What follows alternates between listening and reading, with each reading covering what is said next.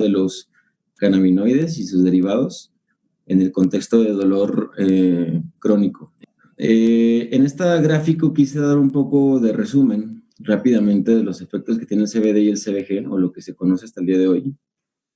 A grosso modo sabemos que no son sustancias o moléculas psicoactivas, carecen o tienen mínimos efectos secundarios, son productos naturales, tienen propiedades antiinflamatorias, de ahí es muy importante el uso a nivel de las interleucinas, como ya lo vimos, y el factor de necrosis tumoral.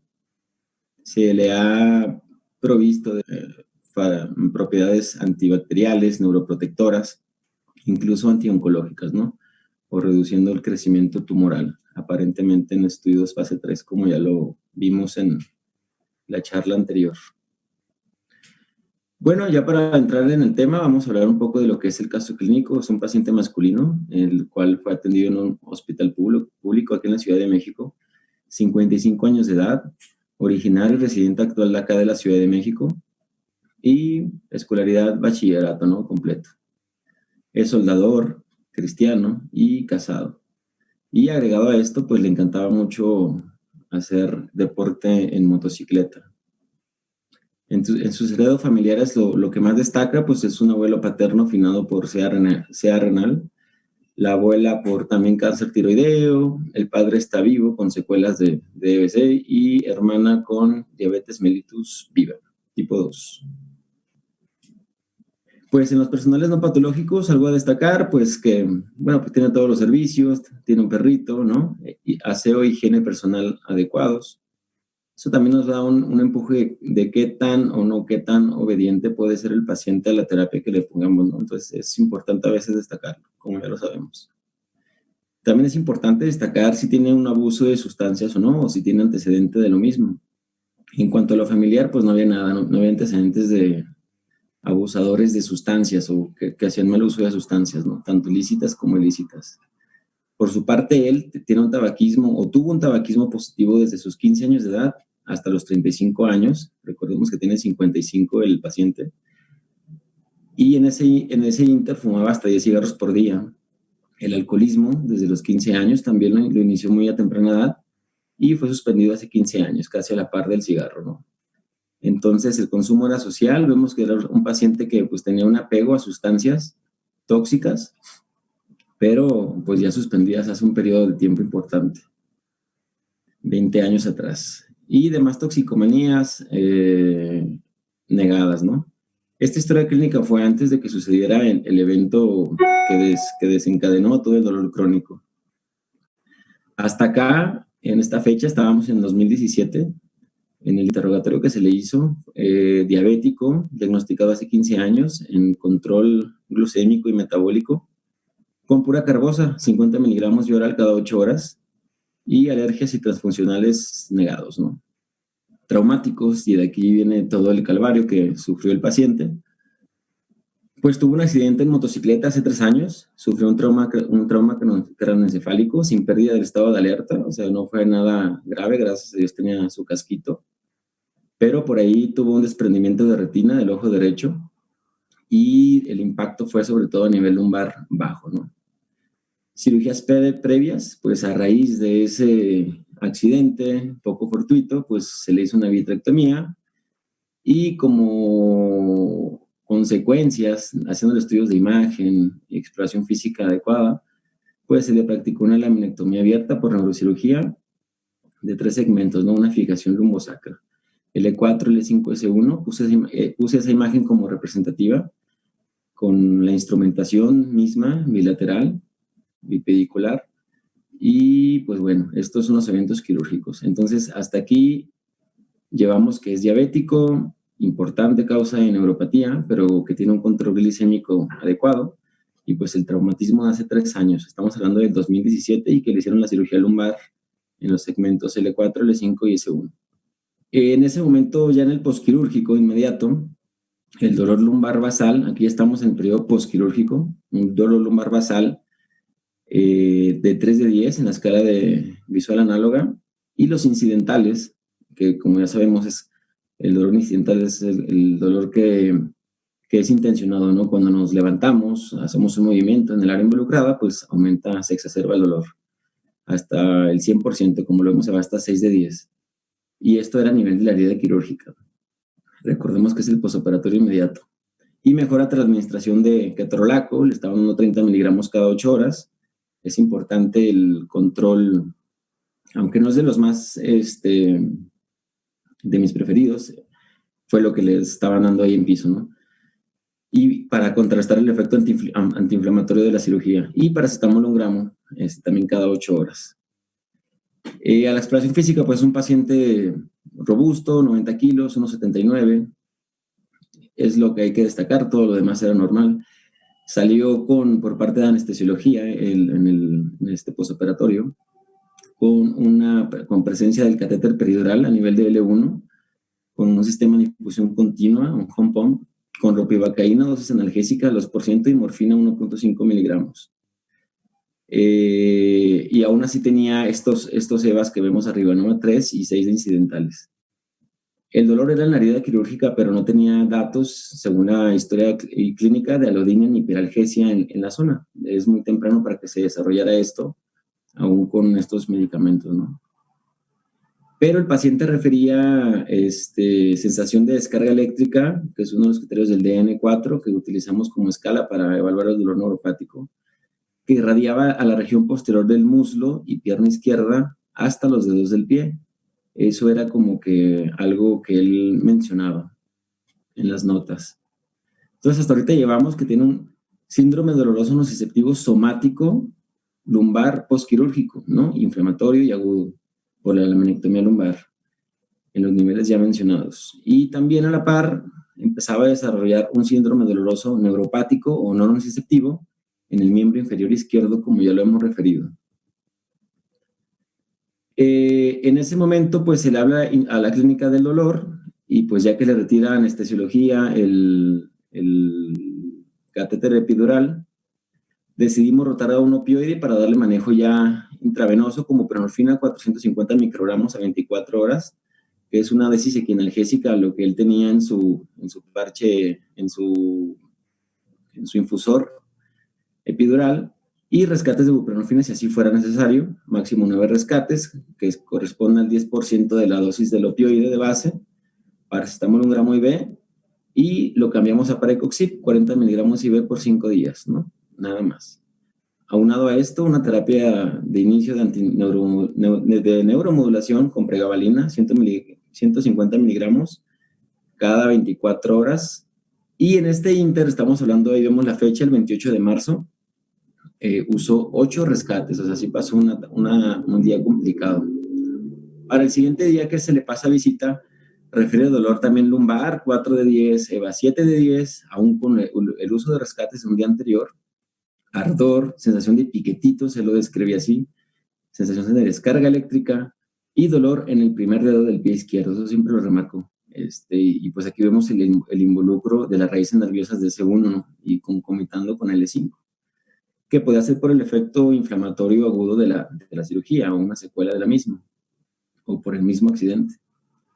Por lo que decidimos incrementar la dosis, fuimos algo agresivos aquí en la rotación, casi se van a lo doble del opioide de inicio, pero usó muchos rescates, por lo que decidimos utilizar buprenorfina, 850 miligramos en infusión continua, y también, como está en medio hospitalario, pues se puede hacer uso, o el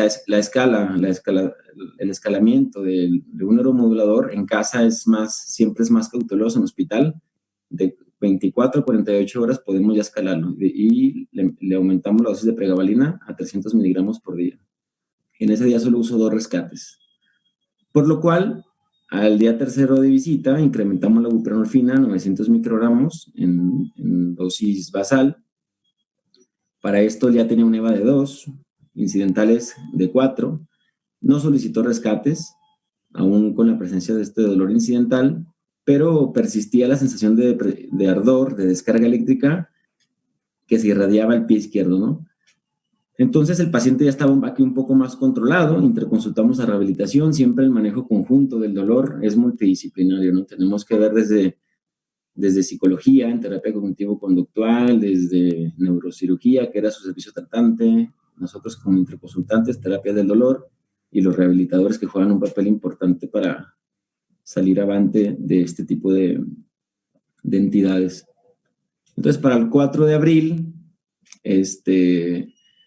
pues bueno, ese día, quiero recargar, estábamos el 30 de marzo con esta dosis de buprenorfina que incrementamos. Lo recibimos ya en consulta externa con un EVA de 4, un DNA de 4. Le habíamos dejado desde el egreso el parche de buprenorfina de 20 miligramos, que es una dosis también aquí analgésica, y rescates de buprenorfina sublingual, media tableta. Recordemos que viene de puntos miligramos, le estábamos dando 0.1 miligramos de rescate en caso de que fuera necesario, como máximo 8 rescates por día. Y la pregabalina ya la teníamos en 450 miligramos por día, que ya es una dosis terapéutica, ¿no?, para neuromodulación. Se decide su egreso, estamos hablando en el contexto de marzo, pero ya para el 4 de abril le implementamos este tratamiento, este nuevo esquema ya con el opioide transdérmico. Para el 9 de abril ingresa otra vez con nosotros a la consulta y presenta un EVA de 5, vemos que aumentó el DNA 4 en 4 todavía, y decidimos rotarle ese parche de 20 miligramos a un parche de 30 miligramos, ¿no? Ya estábamos hablando de una dosis más considerable. La pregabalina se mantuvo igual a 450 miligramos por día y le agregamos amitriptilina, que tiene un NT mucho más alto que pregabalina y es útil en este contexto en dolor neuropático central y periférico. Pero continúa con datos de dolor radicular, que era lo importante, lo que él más se quejaba, ¿no? Esa irradiación del nivel lumbosacra hacia el miembro inferior. Se le propone ese día previos preoperatorios y previa estudios prequirúrgicos, para hacer una neuroplastía de RAX, ¿no?, que es muy importante el manejo intervencionista del dolor, que es un procedimiento en el cual se introduce un catéter por hiato sacro para hacer una disección de las raíces nerviosas y neuromodulación de ganglio de la raíz dorsal de los segmentos involucrados, ¿no?, de L4 hasta S1, obteniendo una respuesta favorable. Aquí ya estamos en mayo. Se le plantea y en mayo se le hace, el 5 de mayo, un EVA de 2 y un DNA4 de 4.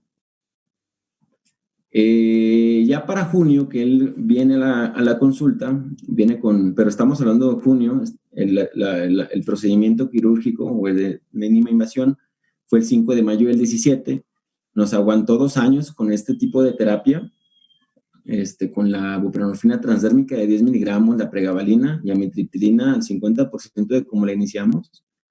Entonces el procedimiento pues, fue muy efectivo durante 2 años, ¿no? Pues al paciente se le vuelve a retomar 2 años posteriores al procedimiento. Estuvimos en comunicación, siempre estuvo en chequeos cada 3 meses. Hasta el 2019, como lo vemos, junio, el año pasado, lo tenemos a dosis bajas de buprenorfina transdérmica, 10 miligramos, pregabalina 300 y amitriptilina 12.5 miligramos. Entonces, al paciente se le comenta la opción de neuroplastía, otro procedimiento intervencionista que pues es válido, ¿no? Hay que hacer estas adrenaciolisis de manera continua o como el paciente lo requiera y obtengamos una respuesta. O también medidas farmacológicas, en la mayoría de los casos. Pero el paciente pues aquí ya pregunta que si había otra opción para el dolor, que porque ya le irritaba mucho los medicamentos que él tomaba. Le pongo sí, porque son palabras que él comentó, y que pues eventualmente no tenía para costear el tratamiento, ¿no? Y pues se le comenta con el advenimiento de estas terapias que estamos hablando de cannabis, que pues hay algunos aceites preparados que la industria cuenta para tratar el dolor, digo que es como una opción alternativa para los pacientes que ya han probado muchos tratamientos, incluso quirúrgicos, de mínima invasión, farmacológicos, y ya se sienten un poco claudicados, ¿no? Entonces, como terapia alternativa y con la evidencia que soporta, como ya lo vimos en los estudios, el uso de los derivados de cannabis, le ofrecimos esta opción, esta molécula, este fármaco, ¿no? Nosotros trabajamos con un aceite, un preparado de CBD y CBG, ya vimos, por eso los puse al principio en una tabla los efectos antiinflamatorios, y con un buen, como tercera línea, como ya lo vimos en la presentación para dolor neuropático, como una alternativa para este tipo de pacientes, ¿no? Que el dolor pues es recalcitrante, sobre todo el neuropático. Y pues con la literatura que siempre te respalda, porque siempre hay que hacer medicina basada en evidencia y medicina basada en el paciente sobre todo, pues decidimos agregarle este junio que lo vimos en la consulta, aceite de CBD con CBG a una concentración o un índice de 2:1, ¿no? Predominando el CBD. Como dijimos, siempre hay que iniciar lento, 5 miligramos por día de preferencia. Obviamente se hace el estudio previo para el paciente. Teníamos el antecedente de que el paciente pues era consumidor de alcohol y de tabaco, pero pues tenía 20 años sin estas sustancias, motivo por el cual también nos dimos a la tarea de darle esta nueva terapia. Entonces contiene este aceite 10 miligramos y 5 miligramos de CBG, 10 de CBD, 5 de CBG por mililitro. Y en esta presentación, cada mililitro corresponden 5 gotas, ¿no? Entonces, por gota estaremos recibiendo 2 miligramos de CBD y 1 de CBG. Entonces empezamos a titular la dosis, porque pues la titulación es una parte muy importante en la terapia, tanto opioide como cannabinoide, ¿no? Ya habíamos agotado algunos recursos en cuanto al sistema opioide endógeno, ahora íbamos por otro para hacer sinergia, ¿no? Hay que recordar que la terapia opioide con la cannabinoides hacen mucha sinergia porque pues actúan a distintos niveles, la farmacocinética pues es diferente. Entonces, suele irle bien a los pacientes. Por eso les quise presentar este caso. ¿Cómo empezamos a titular al paciente? Pues le dábamos una gotita cada 8 horas nada más, ¿no? En conjunto con todos los medicamentos que él tenía. Esto fue para el 1 de julio del 2019, hasta el 1 de julio, porque en junio lo vimos y hasta el 1 de julio le dejamos una gotita agregada, aunada a lo que él ya contaba de medicamentos, que si bien lo recordamos era la buprenorfina transdérmica de 10 miligramos, pregabalina de 300, amitriptilina 12.5. Le agregamos una gota cada 8 horas, ¿no? Muy poquita la dosis. Pero el paciente fue respondiendo poco a poco. En cuanto nos comunicábamos con él, pues él decía que íbamos avante. Para agosto del 19, del año pasado, lo escalamos a 2 gotas cada 8 horas de CBD y CBG. Y se inicia por la clínica que estaba disminuyendo la escala o el testeo del DN4 junto con el EVA, la reducción de la neuromodulación desde dosis de 300 miligramos por día, que ya lo tenemos en 450, lo desescalamos a 300, posteriormente a 150 miligramos, esto cada semana, y agregamos, y mantuvimos la dosis de la amitriptilina. Y pudimos bajar el parche de 10 miligramos de buprenorfina, que es semanal, al parche de 5 miligramos. Entonces, aquí estamos viendo ya un efecto terapéutico y clínico del paciente, ¿no? El paciente con menor dolor y el opioide entrando como tal en su efecto terapéutico que nos permite reducir la neuromodulación y el opioide. Posteriormente, para septiembre, ya nos permitió el paciente, y lo digo el paciente porque pues me gusta mucho decir esta palabra, la medicina basada en el paciente. Si así nos lo permite, hasta podemos hacer una reducción muy grande de las dosis. Solo lo teníamos con 5 gotas cada 8 horas de CBD y CBG, que ya estamos hablando del mililitro, 10 miligramos, que la dosis es poca, pero pues con el advenimiento de estas nuevas terapias, o sea, lo tenemos con 1 mililitro cada 8 horas de CBD y CBG, nos permitió reducirle a solo el neuromodulador nocturno, que es amitriptilina, a 12.5 miligramos por día, que es una dosis muy baja para la población mexicana y la población latinoamericana en general, y tramadol con paracetamol, en esta presentación que vemos, por razón necesaria. Actualmente el paciente está con 5 gotas cada 8 horas, como así lo veo, más el neuromodulador. El tramadol con paracetamol lo usa para su dolor incidental, por una frecuencia de 1 vez por semana, 2 por semana lo mucho. Entonces, si vemos todo como en 2 años, ya que después de una neurocirugía, después de opioides a dosis altas, después de AINES, después de coadyuvantes en general, como los neuromoduladores, pudimos o hasta la fecha, tener al paciente con dosis o títulos de cannabis a dosis muy bajas y con solo neuromodulación, ¿no? Y el opioide, pues a dosis subóptimas, ¿no? Porque es muy poco, de 1 a 2 rescates por semana. Y aquí ya es cuando quiero darle el énfasis a la terapia opioide, a la terapia cannabinoide, perdón, y su advenimiento.